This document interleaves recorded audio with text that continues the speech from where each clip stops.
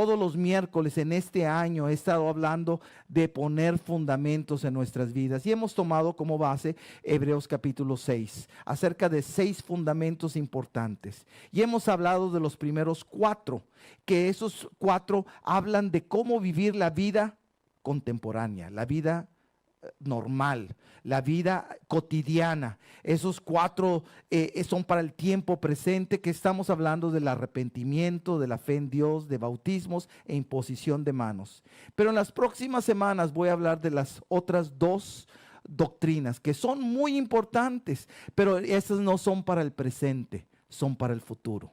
Son para el futuro. Y esas son resurrección de los muertos y juicio eterno.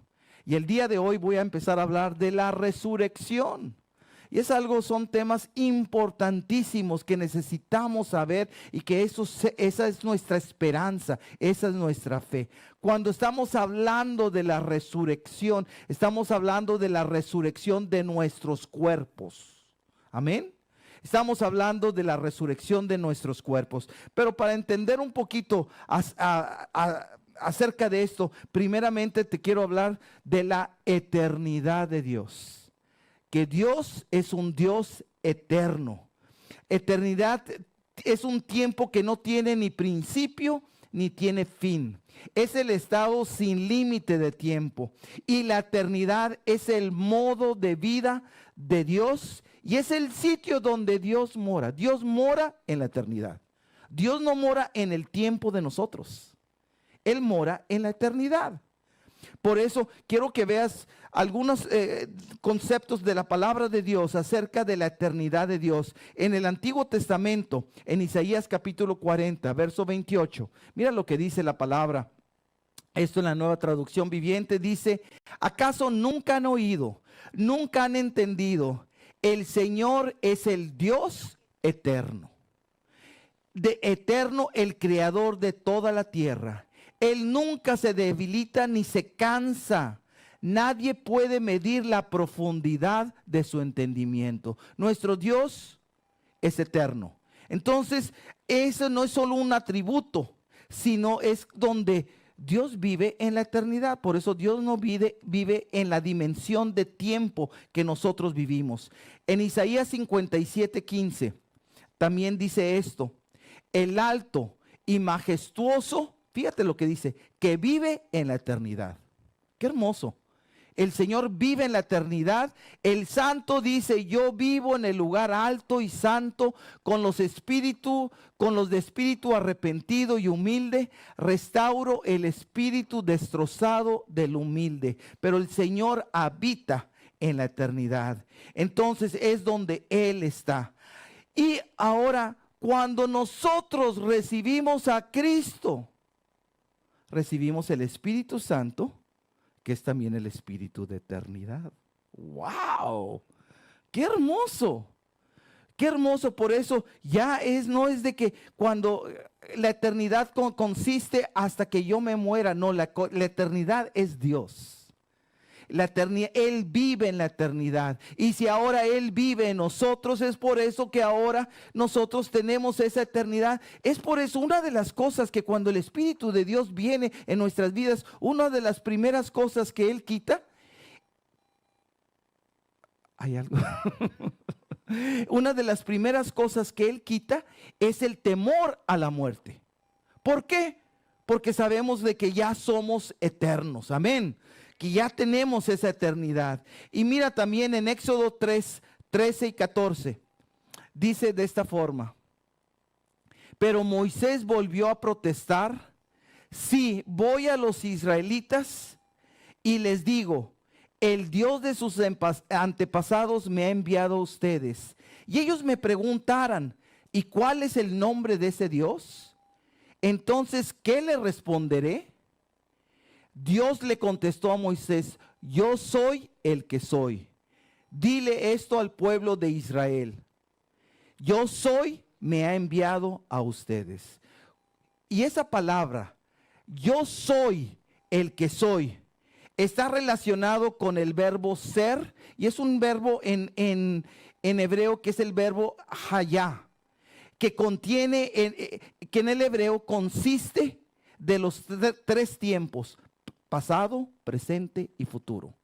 Cuando Él dice, yo soy el que soy, yo soy el Dios del pasado, del presente y del futuro.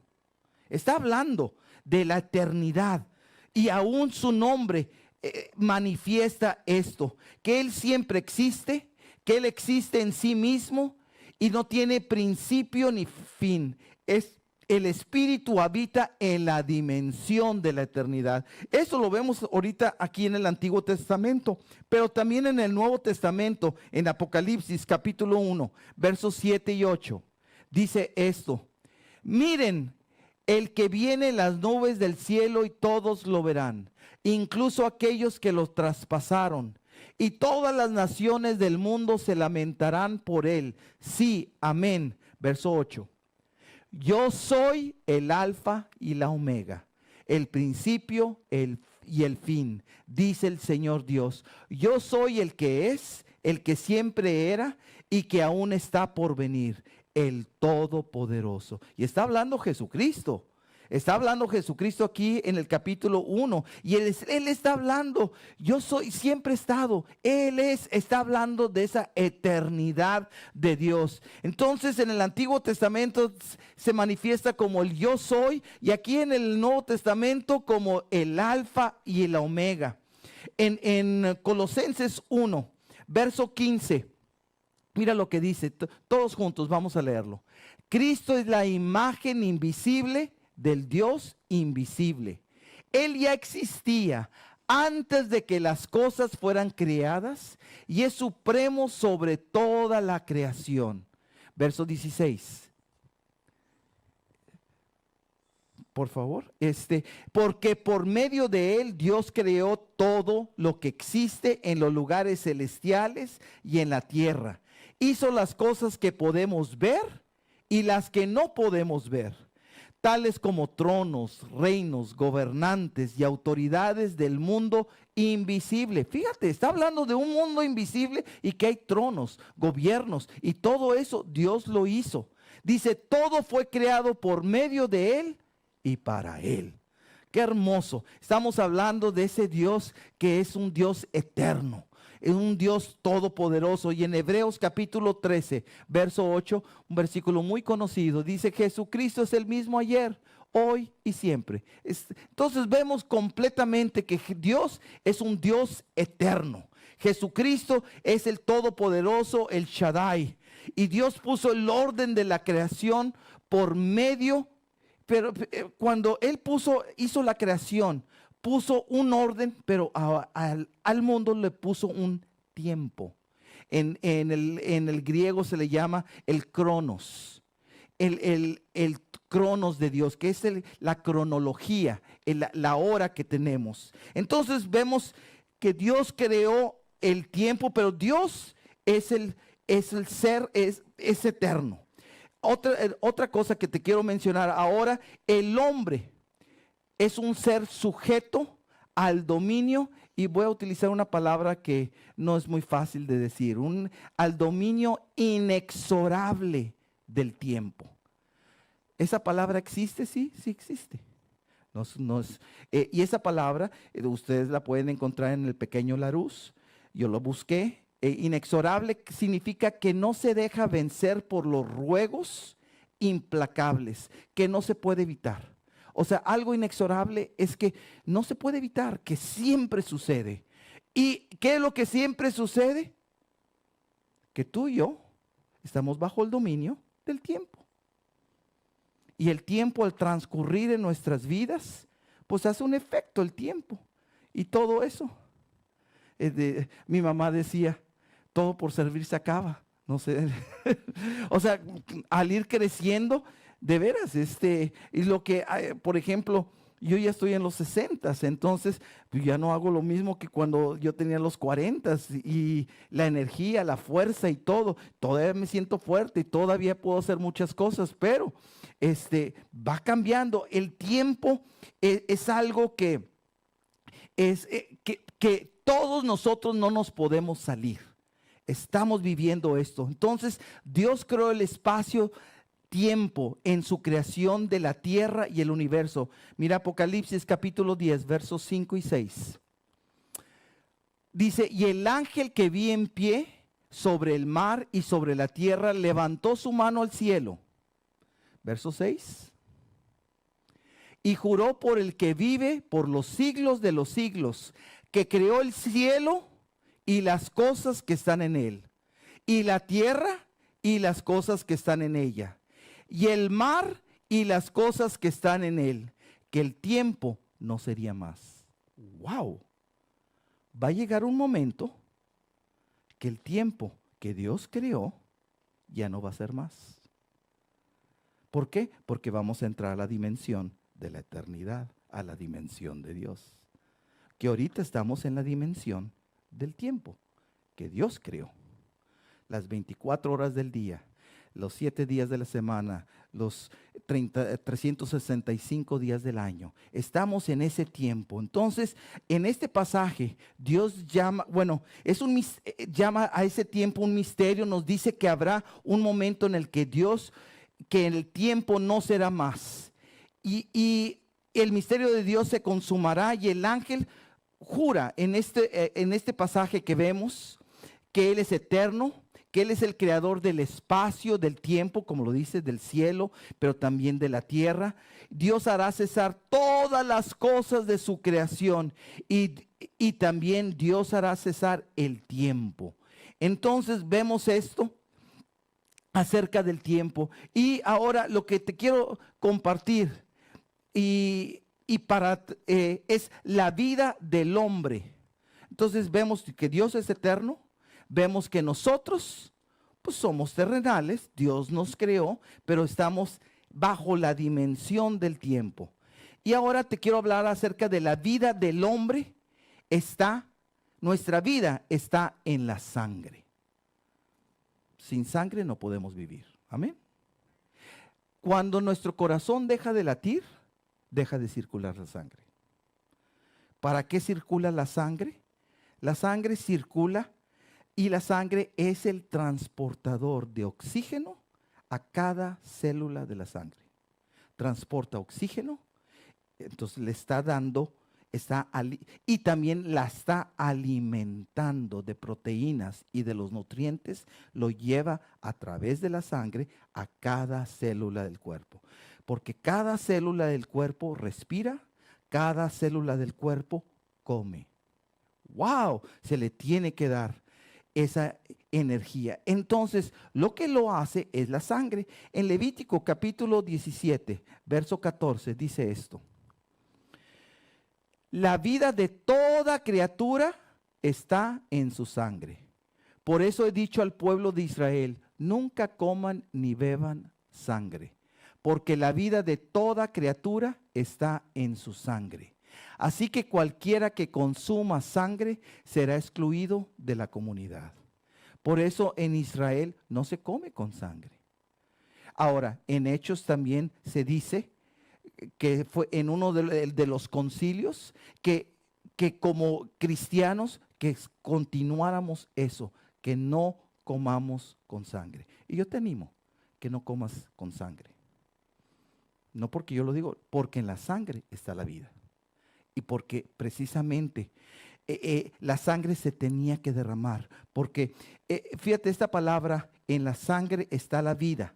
La palabra vida en el hebreo es la palabra nefesh. Y esa palabra nefesh significa vida, pero también le ponen como otra traducción, alma. En la sangre está el alma. Entonces, el alma del hombre está expresada físicamente en el elemento llamado sangre. Y la vida y la energía del alma actúan en ese elemento físico llamado sangre. O sea, la alma está en nuestra sangre. Entonces, por eso te decía, cuando nuestro corazón deja de latir, la sangre deja de circular, y ahí es donde se va nuestra vida física, pero también ahí es donde te voy a decir, al momento de morir, muere nuestro cuerpo físico, pero nuestra alma y nuestro espíritu se despegan de nuestro cuerpo físico. Porque acuérdate, somos cuerpo, alma y espíritu. El cuerpo un día será resucitado, pero nuestra alma y nuestro espíritu inmediatamente se despegan en ese momento que nosotros fallecemos. En Romanos 14:9 dice esto: Cristo murió y resucitó con este propósito: ser Señor de vivos y de los muertos. Entonces el Señor es porque Él es eterno y Él entonces es Señor de los vivos y de los muertos. Y en 1 Corintios 15:22 dice esto también: Así como todos mueren, porque todos, fíjate lo que dice, así como todos mueren, todos pertenecemos a Adán. Todos los que pertenecen a Cristo recibirán vida nueva. Entonces, este cuerpo físico, por eso es de que va a morir. Mi cuerpo físico va a morir. Nuestros cuerpos, porque son cuerpos corruptibles. Y quiero nada más para terminar decirte dos cosas. Dos pasos que enfrentará toda persona cuando muere. ¿Qué vamos a enfrentar? Todos. Escúchame. Toda persona que muere, que está aquí en la iglesia, que no está en la iglesia, personas que creen en Jesucristo, personas que no creen en Jesucristo, personas que están aquí en este país, personas que están en lo más remoto de otros países. Son dos pasos que enfrentará toda persona que muere. Uno de los pasos que enfrentará toda persona que muere, número uno, es la resurrección de los muertos. No, va a haber la resurrección de los cristianos. No, va a haber una resurrección de los muertos. Solamente hay dos excepciones. ¿Cuáles fueron las dos excepciones? Dos personas que no murieron físicamente. ¿Y quiénes fueron? Enoc, que la Biblia dice que Dios se agradó de Enoc y se lo llevó. Y el otro, Elías, cuando carros de fuego lo arrebataron y se fue en vida. Pero luego esas dos personas a través de toda la historia no vieron la muerte física. Pero también se dice que las personas que formen parte de lo que es el arrebatamiento son personas que también van a ser transformadas y que son las únicas personas que no van a tener una muerte física. Entonces, solamente ellos. En 1 Corintios 15:51 dice de esto: pero permítanme revelarles un secreto maravilloso. No todos moriremos, pero todos seremos transformados. Sucederá en un instante, en un abrir y cerrar de ojos, cuando se toque la trompeta final. Pues cuando suene la trompeta, los que hayan muerto resucitarán para vivir por siempre. Y nosotros, los que estemos vivos, también seremos transformados. Está hablando del arrebatamiento. Está hablando Pablo a la iglesia de Corintio y le está hablando porque ellos pensaban que el Señor puede venir en cualquier momento y entonces ser parte del rapto de la iglesia. Entonces, y ser parte del rapto significa que tú y yo estamos vivos y en un abrir y cerrar de ojos, como aquí dice la palabra de Dios. Primero los muertos en Cristo resucitarán y luego, si nosotros estamos con vida, seremos transformados. Ahora, ¿con qué? Con ese mismo cuerpo incorruptible que Dios va a dar a todos los que son resucitados para vida eterna. Pero luego también dice en 1 Tesalonicenses 4, del 13 en adelante, dice esto: y ahora, amados hermanos, queremos que sepan lo que sucederá con los creyentes que han muerto. Mira, Pablo está diciendo, quiero que no sepan, en otras palabras, ¿a dónde vamos? ¿Qué es lo que va a suceder cuando morimos? Aquí dice, con los creyentes que han muerto, para que no se entristezcan como los que no tienen esperanza. Qué hermosa palabra. Pues ya que creemos que Jesús murió y resucitó, También creemos que cuando Jesús vuelva, Dios traerá junto con él a los creyentes que hayan muerto. Les decimos lo siguiente de parte del Señor: nosotros, los que todavía estemos vivos cuando el Señor regrese, no nos encontraremos con él antes de los que ya hayan muerto. Pues el Señor mismo descenderá del cielo con un grito de mando, con voz de arcángel y con el llamado de trompeta de Dios. Primero los cristianos que hayan muerto se levantarán de sus tumbas. Luego, junto con ellos, nosotros, los que aún sigamos vivos sobre la tierra, seremos arrebatados en las nubes para encontrarnos con el Señor en el aire. Entonces estaremos con el Señor para siempre. Ya estamos en el área de la eternidad. Estamos hablando. Qué hermosa palabra. Entonces está hablando, esto es lo que sucede, de que los muertos en Cristo se resucitará el cuerpo y cuando venga el rapto, los que están viviendo, si nos toca en nuestros días, gloria al Señor, que seremos transformados y llegaremos con el Señor para estar con Él para siempre. Entonces, algo que va a suceder es una cosa que a todos sucede, es principalmente la resurrección de los muertos. Pero la segunda cosa, que es para toda persona que muere, escúchame, para todos, es el juicio eterno. Cuando se piensa que no habrá juicio, entonces eso es una blasfemia, ¿no? Porque la palabra de Dios es bien clara. Y en Hechos 17, verso 30, dice esto: en la antigüedad Dios pasó por alto la ignorancia de la gente acerca de estas cosas, pero ahora Él manda que todo el mundo, fíjate, Él manda, no es una sugerencia, Él manda que todo el mundo en todas partes se arrepienta de sus pecados y vuelva a Él. Ahorita este es ese tiempo donde Dios está mandando que todos nos arrepintamos y que volvamos a Él. Pues Él ha fijado un día para juzgar al mundo.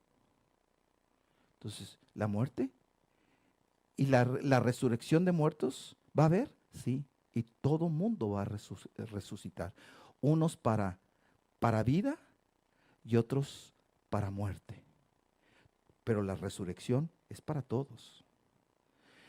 Y el juicio, aquí dice, un día para juzgar al mundo. El juicio también es para todos. Ay, me está dando miedo. No, esa es la verdad.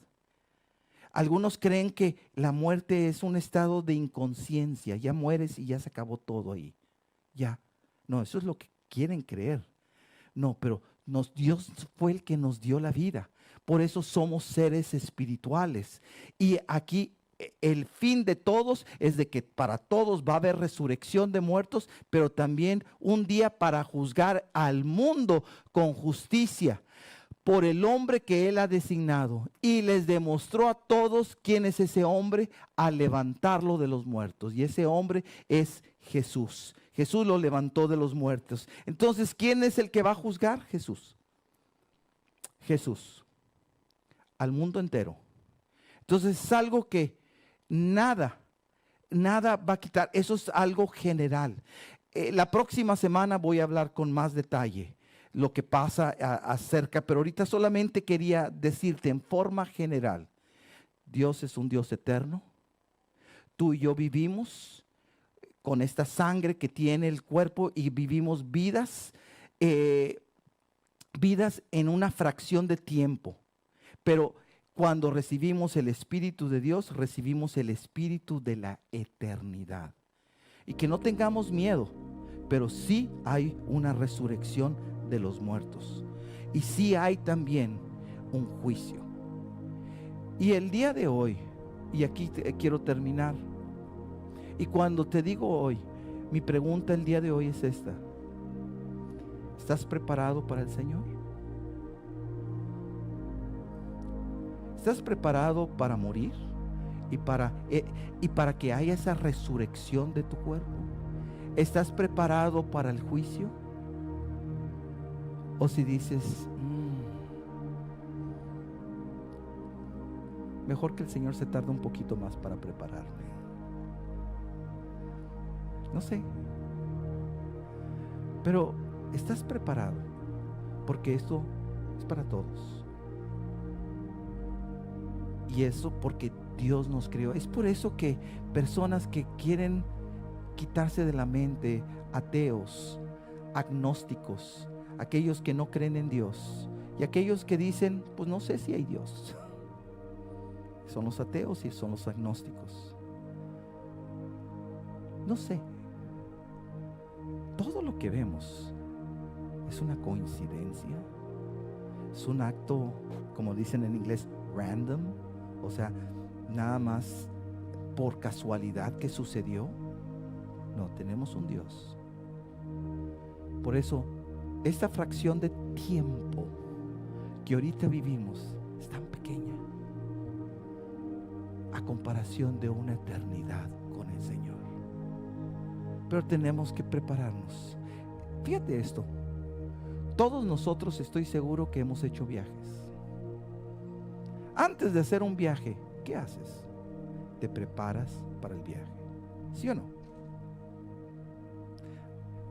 Antes de irse al viaje, terminas tus pendientes, así le llamamos, el trabajo, todas las cosas, ¿sí o no?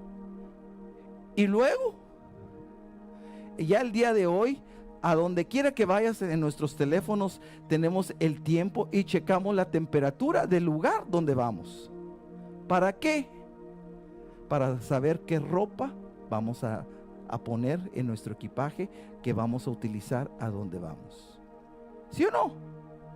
Ya todas esas cosas hacemos y nos preparamos todo lo que necesitamos para ese viaje. Por eso te pregunto el día de hoy, ¿ya estás preparado para tu viaje con el Señor? ¿O esperas hasta que tengas la enfermedad más grave, mortal, y que ya te estés yendo? Por eso, el día de hoy, dice la palabra de Dios, este es el día aceptable, este es el día de salvación, este es el día. Por eso, este es el día. Por eso el Señor dice, ahorita es el tiempo de arrepentimiento, de venir de nuevo al Señor, de hacer las paces con Dios. Y no es hasta que, de veras, hay algunos que piensan, no, yo voy a vivir la vida loca, o la vida desenfrenada, o la vida a mi manera, y ya cuando esté viejito, y ya cuando ya esté bien enfermo, que no alcance otra cosa, ahora sí le doy la vida al Señor. Qué ingratos, o sea, porque uno quiere, yo no me quiero perder nada. Pero lo que no has sabido es que cualquier cosa que te ofrece el mundo, de veras no se compara a todo lo que Dios hace. Escúchame, el mundo no te puede dar la paz que Dios te da. El mundo no te puede dar la felicidad que el mundo te da. No es con la corona, con la victoria, con la corona, o con la cerveza, o con la tomada, o con la droga, o con la cocaína, o con los nada de eso. Nada de eso puede darte la felicidad que solamente Dios da. Por eso el que tú digas, quiero vivir esa vida, porque has creído que esta vida es mejor de lo que Dios da, y por eso has caído en esa trampa. No hay nada que se compare a todo lo que el Señor es aquí en esta vida, y cuando lleguemos con Él, sin límite. Por eso este es el día aceptable, este es el día de salvación. Ponte de pie, por favor.